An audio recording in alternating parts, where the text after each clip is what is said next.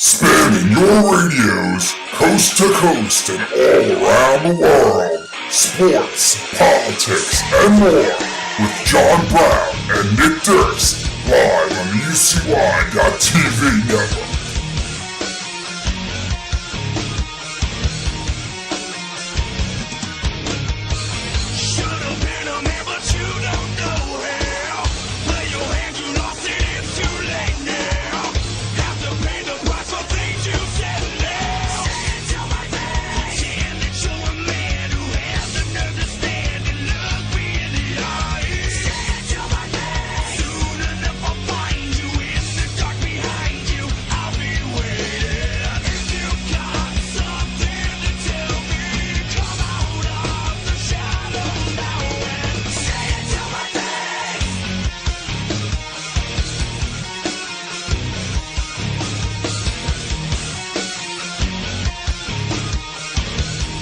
Hey, good night and welcome to the third or fourth? I'm not even sure. I think it's about the 22nd or 23rd. So just about 6 months of me and Nick Sturck's podcast live radio show. It's Spam, sports, politics, and more.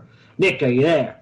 I'm here, and it is officially our third episode here on UCY.TV, although we've done a lot more episodes on this wonderful network. We were doing our show beforehand on the Knick Knack News Network. And you can check that out at knickknacknews.wordpress.com. And, of course, tonight, as always, we'll start the show by saying, if you'd like to talk to us about anything, we'll be monitoring the chat, or you can give us a call at 1-718-717-8296, or you can tweet me at Nick_Durst, or tweet John at SI_sports. Usually we start the show right away talking politics or sports, but we do have a special guest tonight. Isn't that right, John?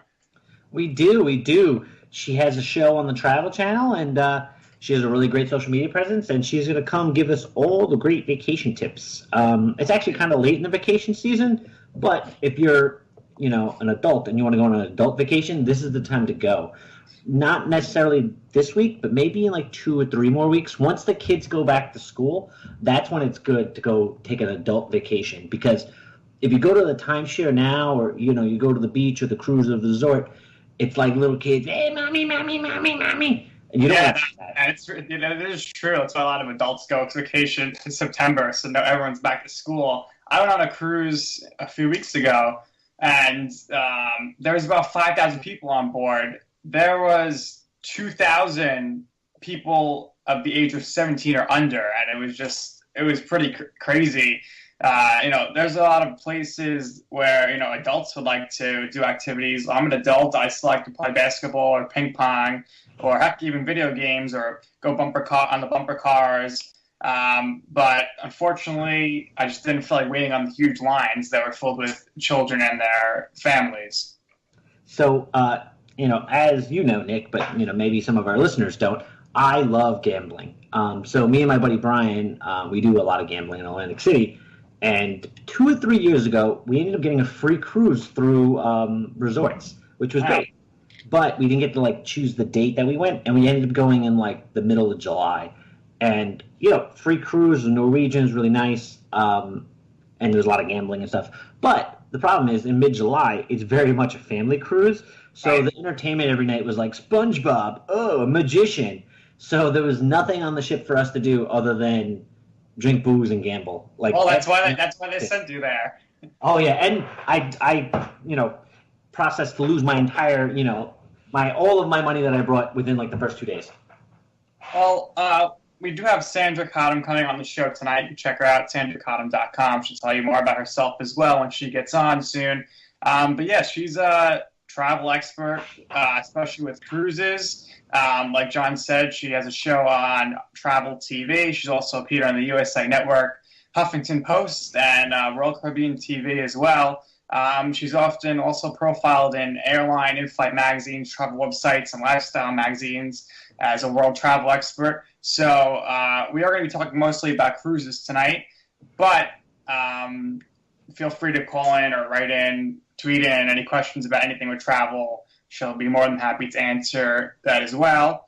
And just so the viewers out there know how we ended up getting Sandra on the show, I went on the Answering with the Seas Royal Caribbean ship. I was posting some pictures on Instagram.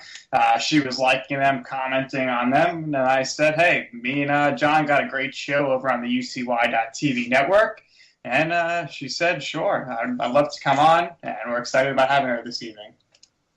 Yeah, that's actually kind of crazy. That's sort of how I got involved with UCY Radio. I was posting on YouTube and Reddit ghost videos, and Jonathan James Kramer, who used to be the host, this is like 3 years ago at this point, commented on one of my videos, and he was like, hey, do you want to come on my radio show and talk about it? And that was basically it. Me and him ended up hitting it off. He's a really good guy. You know, we became pretty good internet friends. And then, you know, a couple years later, he's moved down to South Carolina, and you know, boom. Yeah, that just goes to show you this day and age how important the media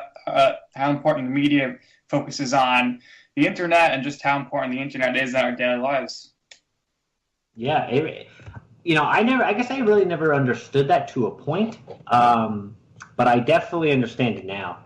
You know, like the impact that social media has, because you know, just like that, me and Jonathan James Kramer, like. You know, we lived in the same city, but it's New York City, you know. 8 million people live here. Yeah. What are the chances that I'm going to end up on his radio show, you know? Yeah, it's always funny. Me and you are from Staten Island, the 5th borough of New York.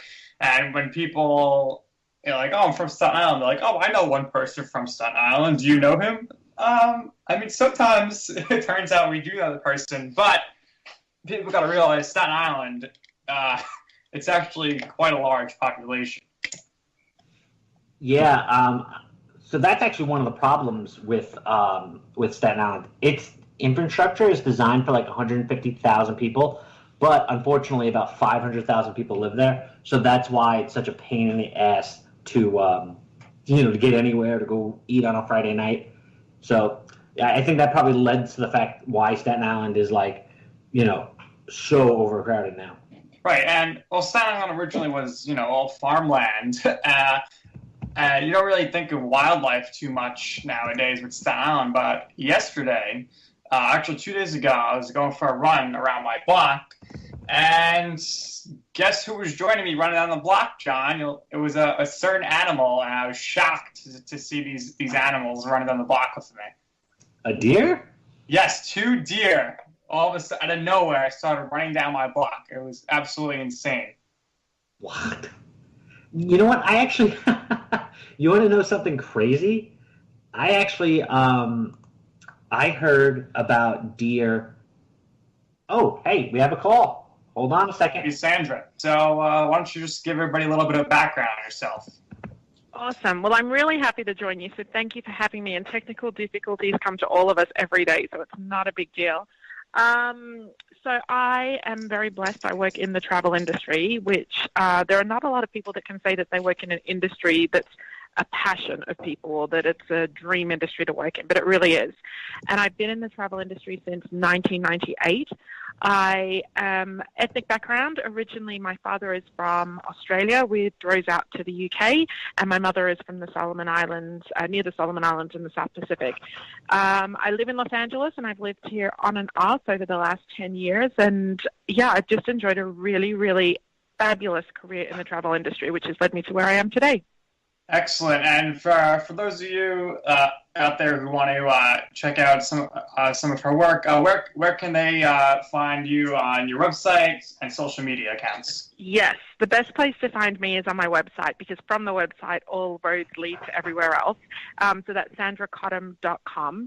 And it's a fun website, actually. It's different to the standard sort of travel TV hosts and journalists and bloggers that you'll find. I've got a book club on there for travel people who love to read, and I've got recipes from world foods and bucket lists and a whole bunch of 2-minute destination guides, which I think is probably the thing that most people love on the website. You can come and read in just 2 minutes about a random destination. I really like being able to speak to people who are what I call armchair travelers as well as active travelers. So armchair travelers to me are people who don't get to go anywhere for whatever reason. Maybe they have financial restraints, or they live in the middle of a farm in the middle of nowhere and they can't get off work, or perhaps they've got small children, disabilities. I like to speak to those people, armchair travelers. So there's a lot of armchair travelers that come over and they travel vicariously through me on my website. Excellent. Yeah, I did check out the website, and so did John. It's really a fantastic website, so we recommend everybody checking that out for all of your travel guides and needs, and lots of helpful tips there as well.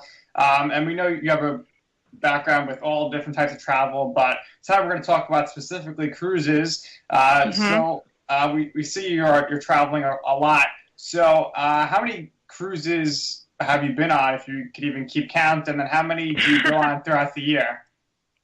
I think the easiest way to count is how many I go on per month. I'm really fortunate enough to work in very closely with the cruise line industry, so I do a lot of consulting work for them, and I do some TV work for them, so I actually am fortunate enough to go on 3 cruises per month. Wow. Yeah, everybody's hating on me now, I'm sure, but it is a job. It is a real job. I am green with envy right now. I myself, I've been on 15 cruises, and obviously just wow. I think it's just the best travel type of industry. You really get your bang for your buck there. And so how many days a year are you traveling? I know you're going on 3 cruises a month, so you're probably rarely ever home. I travel 18 days per month, so over the course of a year, I guess that works out to be around 8 months of the year that I'm traveling. When I travel 18 days a month, I'm not on a ship for the full 18 months. I'm usually on a ship for about maybe 12 to 15 days, and then I spend some time in the TV studio. I do a lot of media these days. I'm working with, I have a new luggage collection, so I spend a lot of time working on design and PR and different projects like that, but probably total amount of time on a ship every month, maybe around 2 weeks a month. That is incredible. I think you're living almost everybody's dream, except for those that do get seasick. So you're obviously on ships a lot of the time throughout the year. Have you ever been caught in a terrible storm or a hurricane? Do you know what? I'm super lucky in my I've been cruising for, my first cruise was in 2002, in December 2002, and I have been in 1 storm since 2002, and it's kind of what I would call a geographical storm in terms of it always happens in that area. If anyone has ever wanted to or has sailed around Cape Horn, and I'm talking through the Magellan Strait, which is between South America and around the very bottom tip of South America, that to me was the worst storm that I've ever been in my entire life. The only storm, but the worst one in that case. And it was really, really rocky. I have never been seasick in my life until I went on that cruise.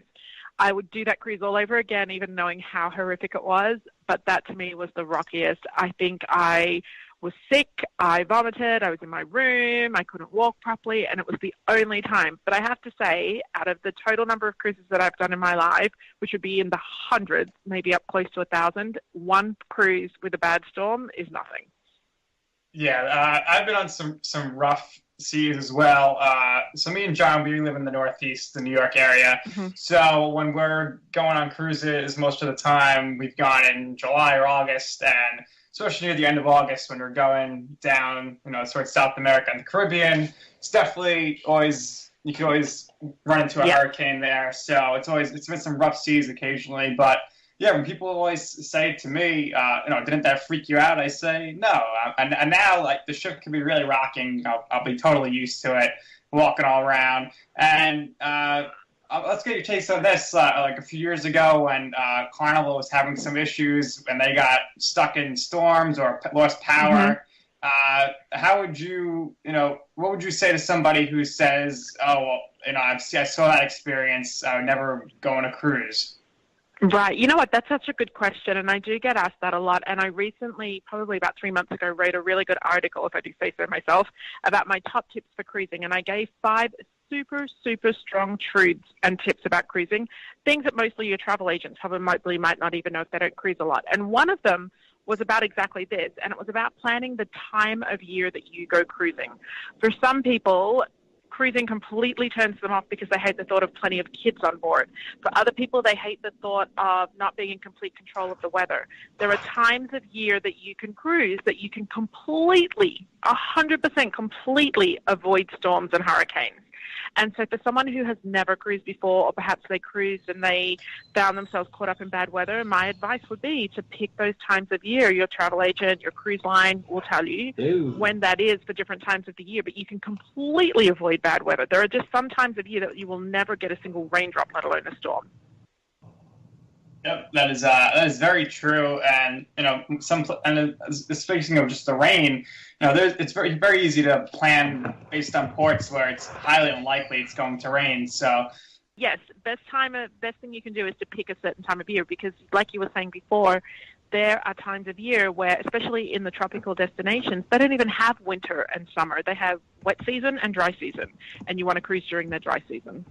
So what liner would you say is best? For me, I've only ever been on Norwegian, and I really liked it, other than, all the kids. Mm-hmm. The kids. Well, then there is your lesson learned, because there's no one cruise line other than Disney that has more kids than any other cruise line. Kids are seasonal, just like the sun and just like the storms. Kids are very seasonal. But to answer your question about the cruise line that I love the most, this is the most diplomatic answer, and I'm not doing it on purpose, but there really, in my opinion, is not a better cruise line than the other. Each of them have got that one thing that they do really, really, really well. You have to think about these. These are like mega hotel chains or mega cities that if they didn't do it well, they wouldn't be able to be in existence. It's an expensive industry. It's expensive to run a ship. So if you don't get it right and if you don't do it well, there are so many other options out there. Back in the day, 20 years ago, there were nowhere near the number of cruise lines that there were now. So to give you an example, one of the things that Norwegian did really well was they did this concept of freestyle dining where you could eat anywhere, anytime, and people absolutely loved it. Carnival, they do a lot of really, really great things, and they really captured the family cruise line and the fun cruise kind of industry. Royal Caribbean, they started taking out world cruises and doing destinations that other cruise lines weren't doing a lot earlier. They brought out the biggest and the highest tech ships. They always come out with the biggest ships first. Crystal Cruise Lines, they do 5-star really, really well. Holland America, they do luxury well, and they have such small ships that they can go into ports that other cruise lines can't go into. So I think that if someone was to say to me, this is what I want, what's the best cruise line? That's definitely a much easier question. Absolutely, it's true. It all depends on people's personal taste, what they're looking to get out of their vacation. We do know you have the partnership with Royal Caribbean. You work for Royal Caribbean, yes, Royal Caribbean TV. But I'm assuming you have been on every other cruise line. I have at various times. I have been lucky enough to partner with Holland America, with Carnival, and with Norwegian and Celebrity Cruise Lines. So I've had partnerships with all of them throughout different stages of my career. And now, like you said, I'm lucky enough to be partnered with Royal Caribbean, and they're absolutely phenomenal. But again, each of these cruise lines, you know how somebody asked me recently, what's the best cruise line? And I said to them, what's the best hotel chain? And they said, well, what do you mean? It depends. It depends if I'm looking for a 5-star, if I'm looking at a Westin or a Ritz, or if I'm just looking for a quick extended stay. And I said, that's exactly what cruising's like. Yeah, it's like we said, it's all on your personal taste, what you're looking to get out of the vacation. And with Royal Caribbean, with Royal Caribbean TV, what exactly, for everyone out there listening, do you do with Royal Caribbean? So I do a lot of work with Royal Caribbean at the moment. In fact, the majority of my work is done with Royal Caribbean right now, and I work very closely with their onboard revenue areas. So I work closely with their spa on board, their casinos, their fitness centers, their shore excursions programs, their art programs, any kind of activity that you can do on board or any kind of destination-related activity, even the specialty restaurants. And I go from ship to ship to ship, and I work right across their entire fleet, but mostly on the ships, on about 10 or so ships that are located in the Caribbean and US. And if you've cruised on a Royal Caribbean ship, then for sure you would have seen me hosting in Europe right now. I host the Shore Excursions channel, so I do all the videos of what you can see and do in each of the ports of call, because I've been to almost every single one of them. So I highlight the best places to see, things to do, activities, and then of course if you're going for the first time, you should look at doing this, this, and this. If you've been before and you want a completely different experience in port, you could do this, this, and this. And if perhaps you have limited mobility or are traveling with small children, you could do something else. You'll also see me on the ships a lot on the television talking about things like the internet at sea. That's definitely come a long, long way in the last couple of years. Right, just in general, the general activities, yeah. And you did mention the internet package. So it's Royal Caribbean with their new the room package. It seems to be pretty incredible, their technology. Would you recommend any cruiser to get that? Yeah, you know what? It depends. There are two different kinds of cruises when it comes to internet. There are the people who cruise to disconnect, and then there are the people who cruise and love to be connected. For me, I love to be connected wherever I am, and might be part of the way that I like to share my travel. But definitely it is a much more reliable source of connection than perhaps roaming or paying excessive roaming charges.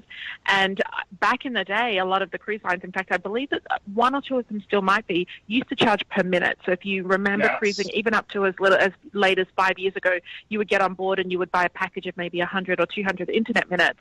And then if the page took a minute to load, you'd be like, snap, there's my minute gone. And before you knew it, all your minutes were gone. Well, Royal Caribbean were really clever with this. And they moved to, you correctly named it, Voom, which is their high-speed internet at sea. And I know a lot of people still struggle with, well, you know what, I go to a hotel and it's free, and I go to Starbucks and it's free, and then I go on a ship and I've got to pay for it. But there's two things there. One, they're not using fiber optic cables and they can't connect to anything. They're using space satellites. And two, is anything really free in life? I really challenge people. If you go to Starbucks and you feel that your internet is free, it might not be that you have to pay for it each time you connect. But definitely the internet has come a long, long way on ships. And to be honest, I FaceTime home. We talked about how often I was away from home. Well, I have family, and so obviously it's really important for me to keep connected with my loved ones. And I have to say, I FaceTime home twice a day.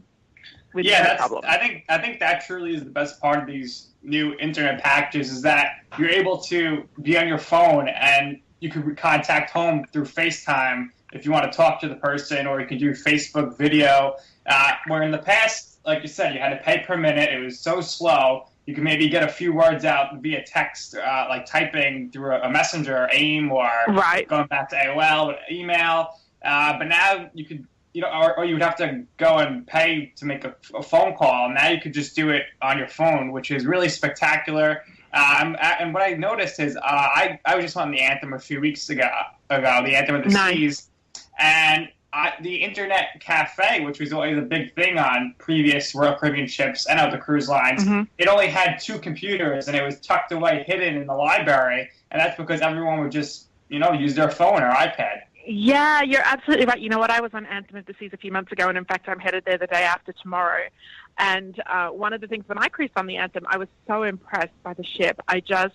I got the biggest ship crush. I haven't had a ship crush in a really long time, but I got the biggest ship crush for Anthem because I'm a techie kind of girl. I love my gadgets, and I just felt that Anthem was so high-tech. And I was also very surprised to find the Internet Cafe tucked right at the back of the 270 lounge, upstairs in a library around the corner. But what I think is really surprising now is if you walk along the pool deck or you walk down the Royal Promenade or the Esplanade on any of the ships, you'll see people watching Netflix and streaming Roku and, face chatting and things like that. And I would never have thought that that was possible if you'd have asked me 3 or 4 years ago. Yeah, it's truly incredible how far the technology has come, especially with just Royal Caribbean in general. I'm assuming you rode the North Star. What did you think of that experience?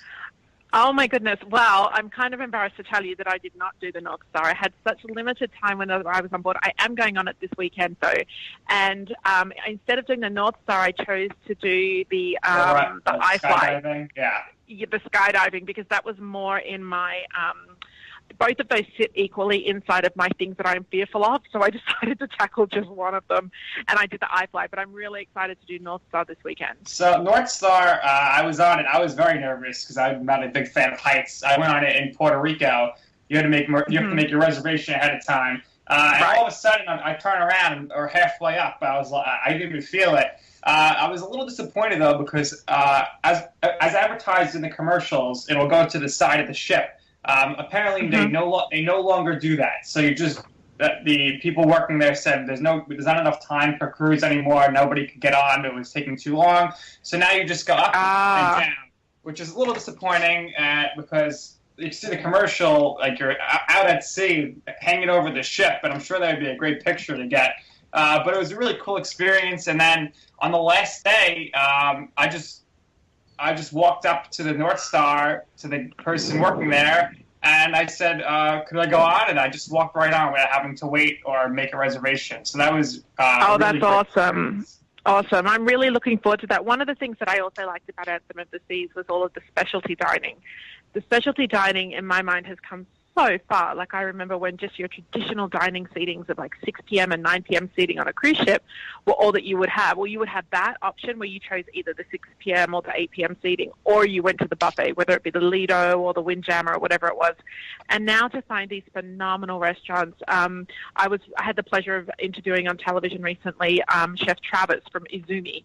And for those of you who have cruised with Royal Caribbean before, or perhaps even been to any of the Sandals restaurants around the world, or who lived like me in LA, you would know Chef Travis as being one of the most famous chefs in the world when it comes to Japanese cuisine.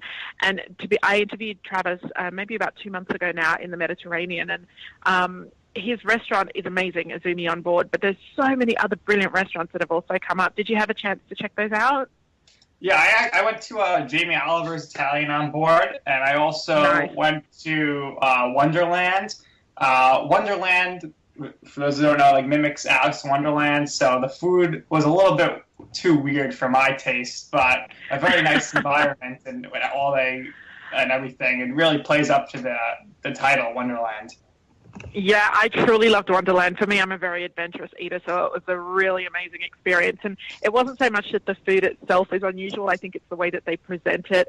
If anyone has not heard of Wonderland, it's very much a gastro-scientific experience where, you know, they'll lift the lid on something and there'll be a fresh garden underneath the lid, and all the steam will come up and smoke will come up, and it's really kind of incredible. I am an adventurous eater. If you're a nuggets or burgers kind of person, you're probably not going to love it, but Jamie Oliver's was very good as well. Michael's Pub, Chef's Table. There's so many great restaurants on board. Yes, and the other thing I kind of complained about the dinner was, and I understand people are paying more, but it's kind of not fair that the Coastal Kitchen is only to exclusive suite members. Yeah, I was very, very lucky. I'm not a suite. I don't stay in suites usually, but I've only been lucky enough to stay in a suite twice before, but I was lucky enough to eat in a suite one night. I was invited by a guest, and it truly is really, really good food. Who knows, maybe on one of their new ships they'll roll out that kind of a restaurant to the rest of the guests. Absolutely, and their newest ship is the largest in the world now, the Harmony of the Seas, and they're taking the best of both worlds, the technology from the Quantum class and just the size of the Oasis class. Have you been on that ship yet? Oh, I have not, but I'm going on November for the entire month of November, and I have families coming on board to cruise with me as well, so I'm super excited. Some of the crew who work on board have told me, some of them that follow me on Instagram have taken pictures and sent it to me, and they've told me that it's like the love child of the Oasis class and the Quantum class, so it's the best of both ships, the hybrid. Absolutely, and like you said a few minutes ago, Royal Caribbean, they're always the first to get out there with the technology and the largest ships, and then everyone seems to follow. And now another really large ship, shifting cruise lines here, is the Carnival Vista. Yes. And that looks just it looks like a beautiful ship, and they just announced the Horizon, I believe, will be the sister ship, the second ship. Have you had the opportunity to go on that, or what can you tell us about it? I haven't yet, but I do intend on heading onto them next year sometime, because I do so much work with Royal Caribbean. When I cruise for vacation, I actually tend to cruise on non-Royal Caribbean ships, just so that I can cruise a little bit and not know anybody, because I'm quite well known across the Royal Caribbean ships. So I'm really excited to do that. I had the pleasure of cruising on a Norwegian ship in a completely different kind of stateroom than I've ever seen or heard of before last year, and to me that was so exciting. So I'm looking forward to cruising on the Carnival, on the bigger Carnival ships. Absolutely. And then one of the newer ships, bigger ships, definitely for Norwegian, is the Breakaway class. I went on the Breakaway a few years ago. I was so impressed by their specialty dining options. I thought it was just truly incredible. Yeah, I've cruised on the Breakaway too, and it was a really, really great experience. And for someone who, like, I've I partnered with Norwegian earlier on in my career. So back in that time, I was cruising on the Norwegian Wind, and that ship is not even with them anymore. So to be able to go back and to see something like the Breakaway or the Jade at the time that I was cruising with them was really exciting. And I'm glad to see every cruise line. Like I said to you before, there's not a bad cruise line out there. It really comes down to picking the best cruise line that's suited to your needs. And that's why I really like if you can find yourself a really good travel agent or a really good travel partner that you can really ask the right questions, and hopefully if they've got a good knowledge of cruising, they'll be able to point you in the right direction. And I wouldn't even say necessarily that one cruise line is better suited to a different kind of person, because I know like with Royal and with Holland America, I partnered with them a long time ago, that it comes down to the actual ships itself. And quite often they're defined by the itinerary or by the size of the ship, or both.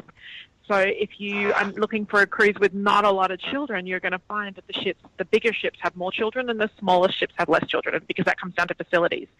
So it's really very, very exciting. I wonder if we'll see in the future a day where we have mostly big ships and not so many small ships anymore. I can tell you one cruise line which is absolutely terrible. I went out with the U.S. Navy. Have you heard of them? And that cruise was miserable. You want me to tell you a really funny joke? I'm not a funny girl, but I do have one funny joke. In my entire life, I've amassed one funny joke. It's about the U.S. Navy. So it's not actually a joke, it's a true story. Well, as true as I know it to be. I met a couple when I was backpacking in Morocco about 10 years ago, and they were from a really small village in Mexico, and they told me that there was a woman in the village who had a baby, and she used to sit up on the cliff when she was pregnant to take in the fresh air, and she named her baby after a ship that she used to see passing every day, and the baby was called Usnavi. You get that? Yeah, that's funny. Yeah, she called her baby U.S. Navy, Usnavi. And I thought, well, if it's said with a Mexican accent, it sounds very Latino, doesn't it? I don't know if it's true, but I think it's pretty funny. That's pretty funny. Definitely is. So you did mention that we were on the Anthem. I was on the Anthem. When you were on the Anthem, was John Blair the cruise director and Katrina Blair the entertainment director?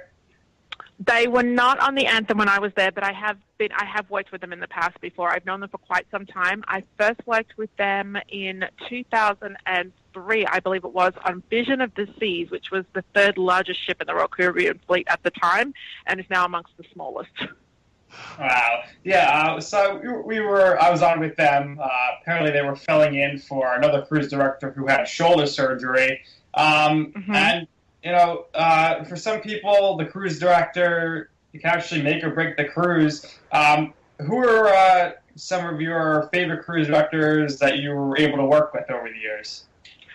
Well, I think that that's definitely true, and I think that it was more so when the ships were smaller, when you would have that closer interaction with the cruise director. I really do think that back when the ships were only 1,000 or 2,000 people, that your chances of meeting the cruise director and seeing the cruise director and socializing with the cruise director were pretty big. And that's back when the cruise director also hosted a lot of the smaller activities. Perhaps you find them dancing or being with the dance hosts, if you remember cruising back long enough when they had dance hosts.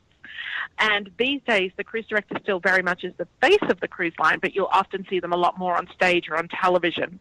I have been so lucky to work with some awesome cruise directors over the years, and what I find really great is that they're so different.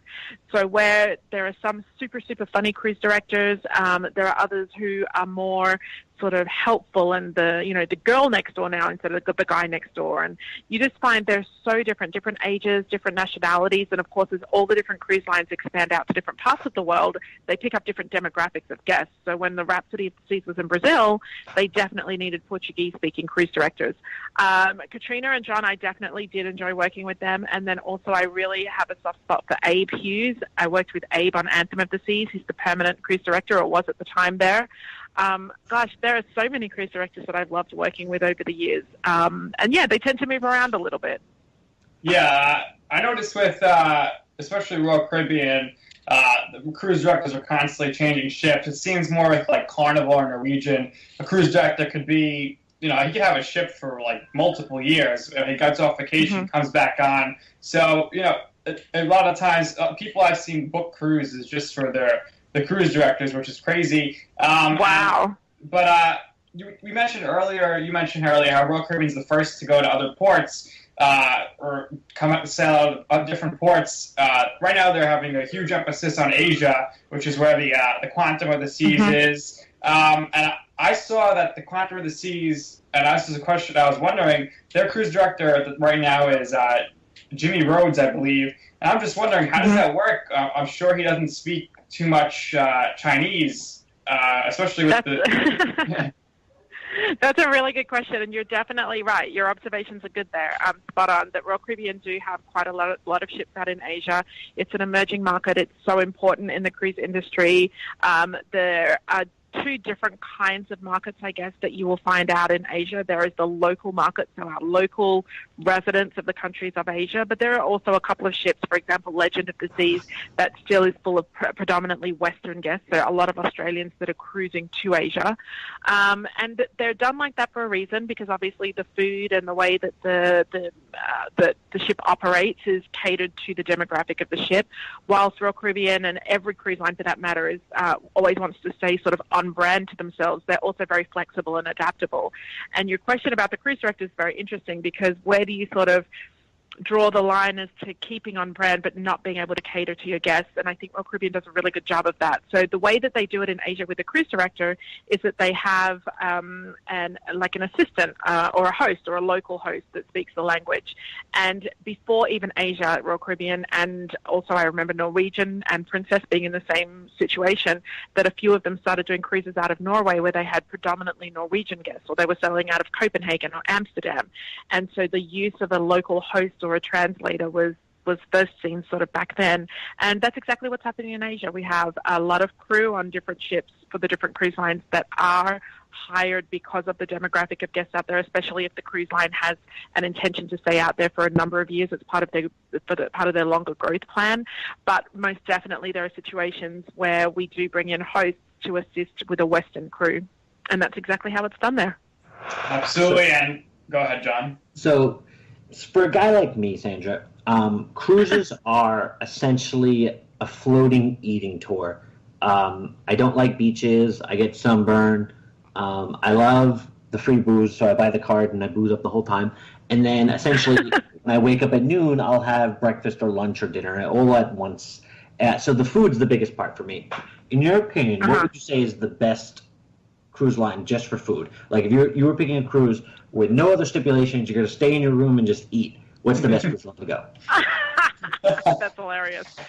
To be honest, I'm going to go for Royal in this case, because I think that if you're a foodie or a drinky, I don't want to say a drunk because that implies that you take it too far. So let's call it a foodie or a drinky. If you're a foodie or a drinky, you want to be on the biggest ships. It's not so much the cruise line, but it's the size of the ship, because the size of the ship is always going to have something open. You know, like if you cruise on a really small ship, often you'll come back and you'll be caught between like the Lido hours are closed, but the cafe is not quite open, and it's not really dinner, and it's kind of hard to find somewhere to eat in the hour before traditional dinner starts. On a big ship, that never happens, because as you probably have noticed in your style of cruising, there is always something open on a big ship. So I would definitely say if you're a foodie and a drinky, stick to the big ships, because by the time you hit every single bar on board, every single cafe, every single like themed food night, you're going to be one happy overweight cruiser.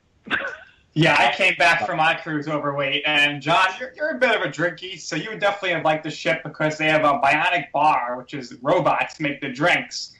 So you would have liked that. You could have just kept ordering your drinks from the robot. From an iPad, it would have been easy for you. You wouldn't have had to get up. You could have been eating a hamburger while drinking. But the crazy thing was that I was really surprised was the bionic bar closed at 10 p.m. I don't know. I guess the robots needed a break or something. But other than that, it was really an amazing thing to see. It's super clever. I have a video on my Instagram if anyone wants to check it out of how it all works. And I think, to be honest, it closes at 10 p.m. because despite the fact that it's a robot, it still needs a human to supervise the people that use the robot. So I'm pretty sure she finishes there. Right. There was that one lady there. She must be like the happiest bartender on board because she just puts out straws and napkins and she's like shows people how to use the iPad. So not a bad job there. I found that the robot bartender is actually a lot slower than a human bartender. Yeah, they took a long time. And Yeah. Oh, yeah, totally, but that's part of the show. I think that people would be really disappointed to go up to the Bionic bar to find it takes 3 seconds to make a drink. It's Yeah. part of the show, guys. I got my first drink from the robot. I was like, this is so cool. And then the second night, I was like, I'm going to find that bartender that I like. Yeah, you know what? I think it's one of those things. That's why we don't find them all around the ships, all around the different cruise lines, because it's one of those things. It's a novelty. You'll only just find it the one time. And one of the greatest parts about being a drinky on the ship is also meeting all the bartenders, finding a different bar. Do you guys find that you like one bar in particular, or do you kind of bar hop around the ship? I found that the second or third night, you make your little vacation friends. It was a really awesome couple.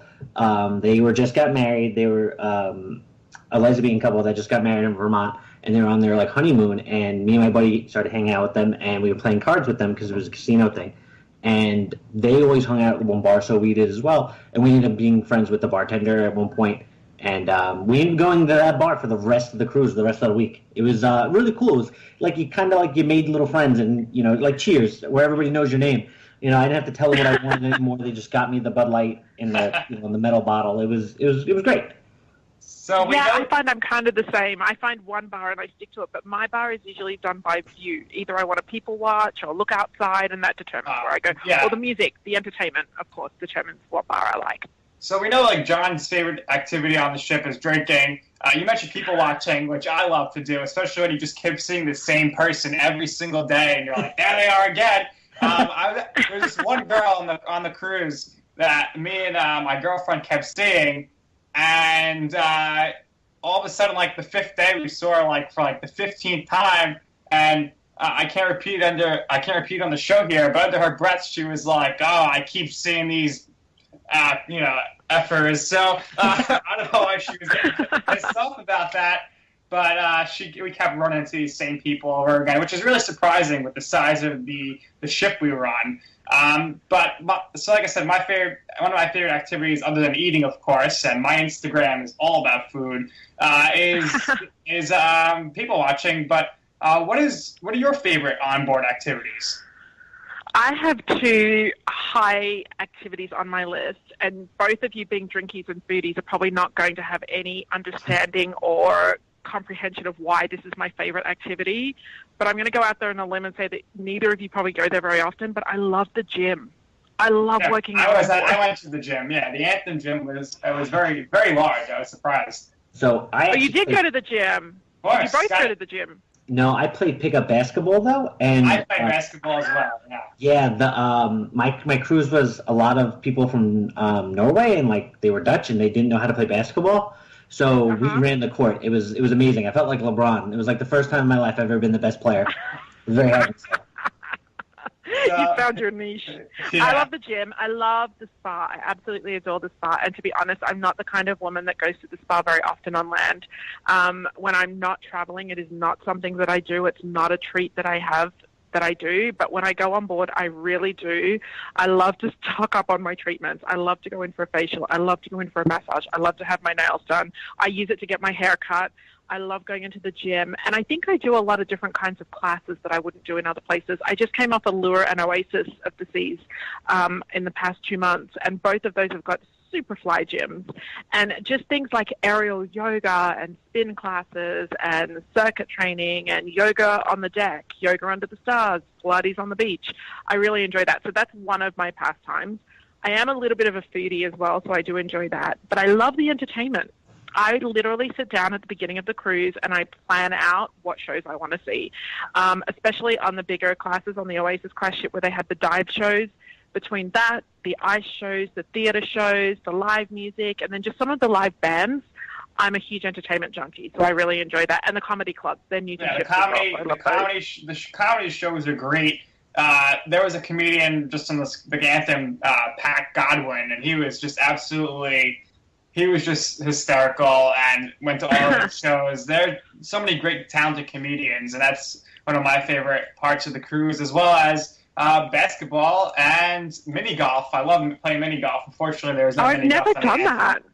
You never played mini No, golf? I've never. Oh my goodness. No, I like to play real golf, so I've never tried mini golf Well, before, but I'll definitely try it on the when next you get the chance. chance, make sure you go like when you're at sea because it's so impossible to play with the wind, and it adds a great degree of fun to the game when you hit the ball straight and it goes blowing totally out of the way because you're moving. That's awesome.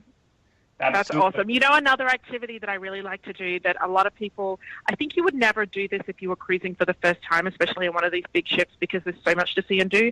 I love finding quiet places and pulling out like a jigsaw puzzle or a board game or a trivia game or something like that and being able to sit with friends and have a few cocktails and play board games. And I love going to trivia. I don't know if either of you go to trivia on a ship, but I love trivia. I'm very competitive. I don't play to win. I play to kill. And I love trivia. Yeah, I love playing all the games on the ship. Like I always come home with a gold medal or a trophy, whether it's trivia, trivia, hairy chest competition. I actually won. I'm a skinny guy with no hair on my chest, but I was a great dancer. The hot dog eating competition, I won on Norwegian, and I won a soccer tournament on the Anthem of the Seas. I always win basketball tournaments, so it's just a lot of fun. My favorite activity though would have to be karaoke. I just get up there and I'm just like the best singer in the world, I feel like, and it's a really fun time. I feel like to love karaoke, you also need to love drinking because I feel like they go hand in hand, especially for a spectator. They definitely go hand in hand. I feel like you need to drink more to spectate than you need to play. The live band karaoke is amazing. That's something that's really like unique about just cruising, and that's really cool. I love that. Yeah. I love that people don't care. People leave their inhibitions at home when they go cruising, and I think that's kind of cool. Yeah, it helps with the people watching for sure. You'll never see these people again in your life, so go ahead and be as crazy as you want. We're running out of time here, so really quick, we'll do some sort of rapid fire here, and you give a brief explanation as well. What is your favorite port of call? St. Petersburg, Russia. St. Petersburg, Russia. Okay, and is it cold when you go there? No, we go during summertime, and there are so many things to do, including a trip to Moscow that you can do overnight and go to the Kremlin. It's amazing. Very nice. So we never, put that as thought as top port of call. Onto the bucket list, boys. Put it onto the bucket list. Onto the bucket list. There he goes. Favorite private island. So for those of you that don't know, basically every cruise line has a private island in the Caribbean where their ships go. So what would be your favorite of the private islands that you've been on? My favorite of the private islands, they don't own this island, but Norwegian Cruise Lines used to go to a country called Kiribati down in the South Pacific, just above the equator. Favorite place in the world for a private island. Excellent. Yeah, and private islands are so relaxing. You get off, you're at the beach already. You don't have to. You don't have to like get a taxi or anything. You don't have to worry about getting, harassed by locals. No, they even take off all their food. They cook the food for you on the island. They take everything back on board. They don't leave anything on the island. I love that they reduce their carbon footprint. They leave nothing behind. And the reason I like that particular island in Kiribati is because there is a local school there, a primary school, which is super cute. It's called the NCL school, and they bring school supplies to it every week. That's awesome. It's great to see them giving to the places that they're making a profit off. And so I went to St. Martin on the Anthem. Went to the beach, and it was not good because literally every minute there was people coming over trying to sell you stuff. It was hard to relax there. So after about an hour, we went back on board. So what would be your least favorite port of call? Oh, that's tough. My least favorite would be the ones, maybe even like St. Martin, St. Thomas. There is nothing wrong with them, and they're such beautiful islands. In fact, I would vacation there. But in terms of a cruise port, maybe because they're so crowded, because they can take so many ships in one go. But that would be the only reason, and we're really nitpicking when we're looking at that. Absolutely. And then what would be, if you had to put together your dream cruise, would you go picking a number, duration of days, cruise line, departure port, itinerary? If you had to make a cruise itinerary. If it was like Sandra of the Seas, for example. Yes. Yeah, I can see it already. Okay, so Sandra of the Seas would be a very small ship, because so that it could fit into port, or it would be Anthem of the Seas, but it could still fit into every port. And I would want to sail from London or from Southampton all the way down Morocco, all the way around Africa, Indian subcontinent, all through Asia. Then I'd want to go all the way around Australia, back up through the South Pacific. Then I'd like to go all the way down around South America, back up through the Panama Canal, back again into the South Pacific, into the Caribbean, up to the Baltic, down to the Med. So it's kind of like a world cruise. Sounds like you got yourself a good year right there on board. Yeah, pretty much. Lots of fun. Pretty much.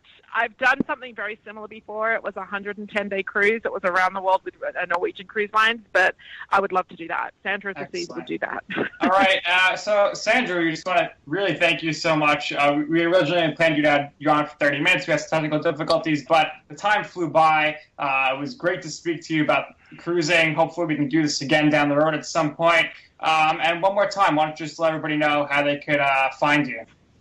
Yeah, absolutely. It's been a pleasure. I can't wait to come back and to talk about something, whether it be cruising or anything else. You can find me at sandracottam.com, Cottam, and probably the most engaging place where you can talk to me every single day is on my Instagram.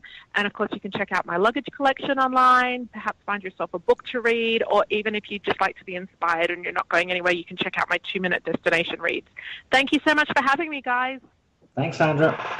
Thank you, Sandra. See you later. It was a pleasure. Thank you very much. Happy sailing. Bon voyage. Thank you. Bye. Bye. I tell you, the music's about to kick in, but this was a good show, and now it's made me want to go on vacation. Absolutely. It was a great show, and that's what we like. Really hope you liked it as well. And next week we'll probably get back to our usual sports, politics stuff. But tonight was the more part of Spam. And I thought it was a good show, very enjoyable, other than our technical difficulties. Yeah. Who knew that Skype was going to squeeze you for 15 cents to make a phone call? What a pain in the ass. Yeah. So there you go. We're all about our fans out there. So John coughed up the money, took out the penny, the nickel and dime. Skype was literally nickel and diming us. I sent them a money order.